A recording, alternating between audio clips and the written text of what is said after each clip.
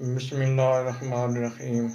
ایک حدیث میں آتا ہے کہ ایک شخص نے نبی پاک صلی اللہ علیہ وآلہ وسلم سے پوچھا، یا حضرت، کیا میں اپنے ماں باپ سے ان کے مر جانے کے بعد بھی حسن سلوک کر سکتا ہوں؟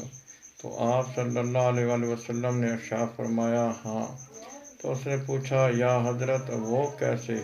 تو آپ صلی اللہ علیہ وآلہ وسلم نے ارشاد فرمایا، ان کے حق میں دعا کر، ان کے لیے بخشش طلب کر، جو وہ وصیت کر جائیں اس کو نافذ کرنے کی کوشش کر، اور تیرے رشتہ دار ان کی وجہ سے ہیں ان سے صلہ رحمی کر، اور جو ان کے دوست ہیں ان کا ادب و احترام کر۔ ابن ماجہ میں ایک اور بات اضافہ ہے کہ آپ صلی اللہ علیہ وآلہ وسلم سے اس شخص نے کہا، یا حضرت، یہ کتنا اچھا عمل ہے۔ تو آپ صلی اللہ علیہ وآلہ وسلم نے ارشاد فرمایا، پھر اس کو نافذ کرنے کی کوشش کر۔